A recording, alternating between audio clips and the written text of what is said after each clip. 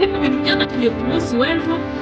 w'ejo bundi twari yamaze kubanya rusange tubaramo ishaka Fabrice ugafata ijambo yabigarutseho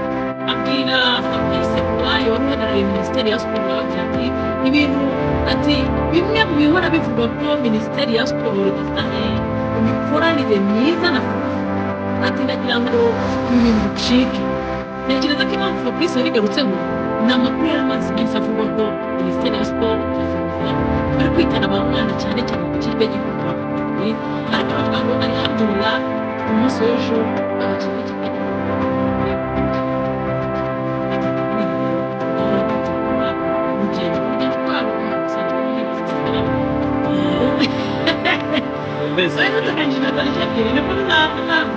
umunsi w'ejo amavubi ajenje mu kugira ngo icyo ufuze cyane Minisiteri ni ikintu gikomeye cyane kubera ko hano wenda stage ibereye mu Ferwafa ntabwo Ferwafa yafashe amafaranga kuri Minisiteri ntabwo ni nk'uko bajya kugenda bavuga bati bakina amafaranga kugira ngo ikipe y'igihugu rero izajya yasoza sekifoniya seri kubabwira rero ukuremo atanu n'uwo twebwe nyuma ayo mafaranga tubona yavuze ko yavuze ikipe cyo gukuramo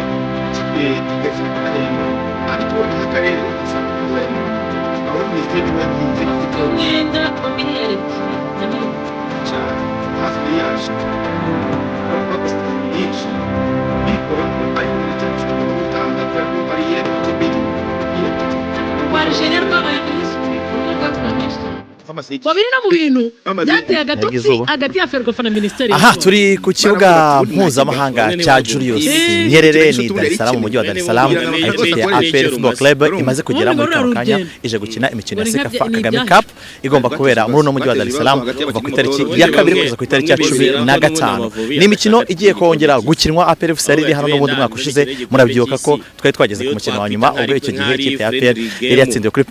penalty n'ikipe ya Red Arrows yo mu gihugu cya Zambia. Kuri ubu ngubu rero intego ni izindi, ni ikipe yazanye morali nyinshi, ni ikipe yazanye abakinnyi bagera kuri 22 hatarimo abakinnyi bagiye mu ikipe y'igihugu twagiye tubagarukiraho, harimo abagiye mu ikipe y'igihugu y'u Rwanda Ishimwe Pierre ntabwo yaje, harimo ba myugariro akaba afite Nombolenga niyo mugabo Claude capitaine ndetse na Nduwayo Alexis, hakaba ndetse n'umukinnyi Mugisha Gilbert abo ngo bagiye mu ikipe y'igihugu y'u Rwanda, hari babiri bagiye mu ikipe y'igihugu ya Uganda tutazanye se Kiganda Ronald ndetse na Dennis Omedi mu gihe Mamadou Siwe yahamagawe mu ikipe y'igihugu ya Mauritania. Abandi bakinnyi bose barahari bongewe n'abakinnyi batatu bavuye mu ikipe y'Intare kugira ngo baze kuzuza urutonde rw'abakinnyi 22 bose bameze neza n'umutoza ameze neza na staff yose ikaba yiteguye kwitwa neza mu mikino ya Sekafa Kagame Cup. APR FC rero ikaba iri buze kuva ahangaha yerekeza aho bita Magomeni, ni hotel yitwa Royal Village, ni hotel n'ubundi ikipe ya APR Football Club yabagamo umwaka ushize mu mikino ya Sekafa Kagame Cup, ikaba yongeye kwasubira, ikaba izatangira gukina kuwa kabiri hazaba ari ku isaha 11 za Kigali cyangwa se za 12 za hano mu gihugu cya Tanzania ubwo izabihura n'ikipe ya Bumamuru yo mu gihugu cy'u Burundi nayo yamaze kugera hano i Dar es Salaam. Hari n'ikipe tuzakina akaba ari ikipe ya KMC, akaba ikipe yarongeyemo muri Sekafa bwa nyuma, twe twabwiye ko ikipe ubundi APR yatombe n'ikipe ya NEC yo mu gihugu cya Uganda, ariko ku munota wa nyuma birangiye itabonetse, bivuze ko yaje gusimurwa na KMC. KMC akaba ari tuzasoreza mu mikino y'amatsinda mbere yo gukina nayo ku wa gatanu w'icyumweru gitaha ikipe ya APR FC izabanza ihure n'ikipe ya Mulandege yo muri Zanzibar. Ni ikipe rero abakinnyi bose ameze neza, umutoza akaba yaratangaje ko ikintu kibazanye hano mu mujyi wa Dar es Salaam no gutwara igikombe. Hari amakipe n'ibyo akomeye ari za El Hilal zirahari, hari amakipe nka Kenya Police, hari amakipe hano mu gihugu cya Tanzania nka Singida cyo kimwe na KMC rimwe izina rya APR, ariko muri rusange ni APR ishaka igikombe, dore ko imibare iroroshye. Ni amatsinda 3 yakozwe, buri kipe ya mbere muri buri tsinda izajya ihita ibona yo gukina imikino ya kimwe cya kabiri kirangiza, wongeyeho n'ikipe yabaye ya kabiri nziza kurusha izindi zose mu matsinda uko ari 3, ubwo nayo ikazaba ikina kimwe cya kabiri. Itsinda rya kabiri APR irimo ikipe ya mbere izaba yabaye ya mbere muri iryo tsinda, izaba niyabaye ya kabiri. Mu itsinda rya gatatu ririmo amakipe nka za El Hilal yo muri Sudani, mu gihe ikipe izaba yabaye ya mbere mu itsinda rya mbere ariyo ririmo amakipe nka za Singida Black Star ya hano muri Tanzania, izahura n'ikipe yabaye ya kabiri nziza mu matsinda yose. Ubu niko bihagaze mu mikino ya Sekafa Kagame Cup, aho umukino wa nyuma nyine uzakinwa ku itariki ya 15 nta gihindutse APR FC izaba irimo. Bwasigaye rero abakunzi bacu tuzakomeza kubakurikiranira ino mikino yose turi kumwe n'abaterankunga batandukanye twagiye tubabwira turi kumwe nka Moap murayizi abantu bamaze kuyimenyera ikaba ifite ibinyobwa bigezweho nabaze mbaza mu kanya hari niba se hano muri Tanzania turaza kubona akanyobwa ka Moap nubwo ari twitwaje hano mu gikapu murabizi bajyana amafuta meza ameze neza cyane turi kumwe kandi n'iduka rya mbere mu bintu bijyanye n'imyenda murabibona ikaba yitwa Hopline Sports ikaba ari rimwe mu maduka meza cyane ikaba ari iduka ryambika abasportifu bose ibikoresho bya siporo imipira yo gukina imyenda byose ubisanga muri Hopline Sports naho tukaza kuba turi kumwe hano muri no mikino ya Sekafa yose ntago ari bo gusa kuko turi kumwe kandi na Ikaze House ni inzu hariya muri Kismet inzu nini cyane abantu bashaka gukodesha bashaka za office bashaka no gukorera bashaka no gushuriza na handi mwajya uretse muri Ikaze House ariko ntabwo twabura kukubwira kandi ko abandi bagabo abantu b'ingenzi turi kumwe cyane aba bitwa Resilience Professionals abangaba bakaba gukorera ibikoresho byo mu nzu ariko biriya bijyanye ibitanda byo kuryamamo intebe zo mu nzu byose bihari urabisanga muri Resilience ikaba nayiherereye hari Sonatube niba ushaka ibikoresho byiza bigezweho byose biri hariya hamwe na Resilience ni Sonatube icyo twakubwira rero tuzaba turi kumwe nawe muri mikino yose ya Sekafa imikino yose kuzaba imeze ama interview ndetse na za documentaire zose uzikurikirana ku mbuga zacu nkoranyambaga zose ndetse no kuri no page yacu ya YouTube channel naho ubundi twebwe murabizi ko turi intare turi nkora mutima za APR turi nkotanye za APR turi n'intare zibawe n'intare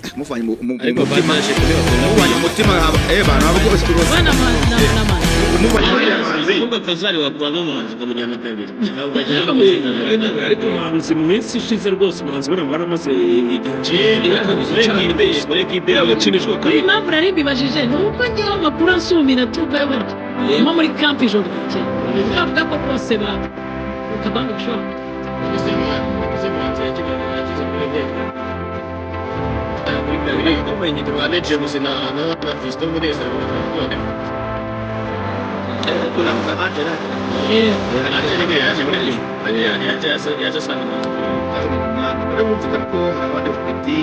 Quando vai no Netflix,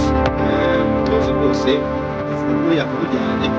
poi tutto signore uso bacci, se tu sai come non mi riesco a fare, la mano della c'è tutto da tipo tu fai questo. guarda che non c'è la macchina come preselezione di Sahai e twaririye kimbere yose tinigeze akavuga uti dore rero maje takerekana ati byose n'umukinnyi wanjye yabaye preselection ya preselection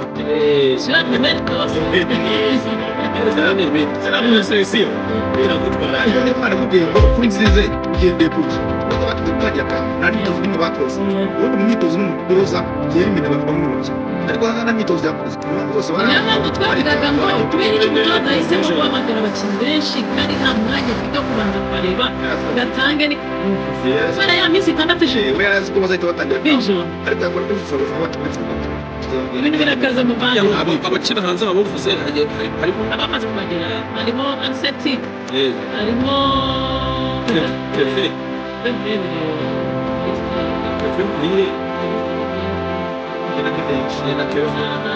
hari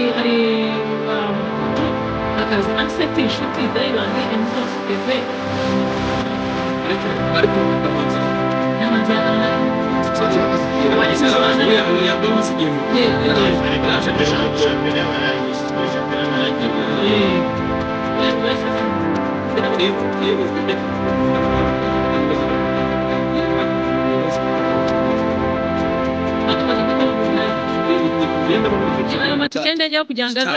cyari gushoboka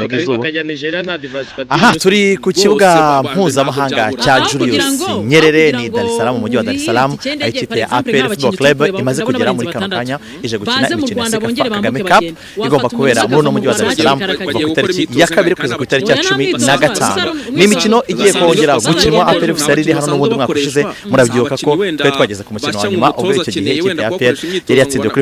kuri penalty n'ikipe ya Red Allows yo mu gihugu cya Zambia. Kuri ubu ngubu rero intego ni izindi, ni ikipe yazanye morali nyinshi, ni ikipe yazanye abakinnyi bagera kuri 22, hatarimo abakinnyi bagiye mu ikipe y'igihugu twagiye tubagarukiraho, harimo abagiye mu ikipe y'igihugu y'u Rwanda, Ishimwe Pierre ntabwo yaje, harimo ba myugariro akaba afite Nombolenga, niyo mugabo Claude capitaine, ndetse na Nduwayo Alexis, hakaba ndetse n'umukinnyi Mugisha Gilbert abo ngo bagiye mu ikipe y'igihugu y'u Rwanda, hari babiri bagiye mu ikipe y'igihugu y'u Uganda tutazanye se Kiganda Ronald ndetse na Dennis Omedi mu Madusi we yahamagawe mu ikipe y'igihugu ya Mauritania. Abandi bakinnyi bose barahari, bongeyeho n'abakinnyi batatu bavuye mu ikipe y'Intare kugira ngo baze kuzuza urutonde rw'abakinnyi 22, bose bameze neza, n'umutoza ameze neza, na staff yose ikaba yiteguye kwitwara neza mu mikino ya Sekafa Kagame Cup. APR FC rero ikaba iri buze kuva ahangaha yerekeza aho bita Magomeni, ni hoteli yitwa Royal Village, ni hoteli n'ubundi ikipe ya APR Football Club yabagamo umwaka ushize mu mikino ya Sekafa Kagame Cup, ikaba yongeye kwasubira, ikaba izatangira gukina kuwa kabiri hazaba ku isaha saa 11 za Kigali cyangwa saa 12 za hano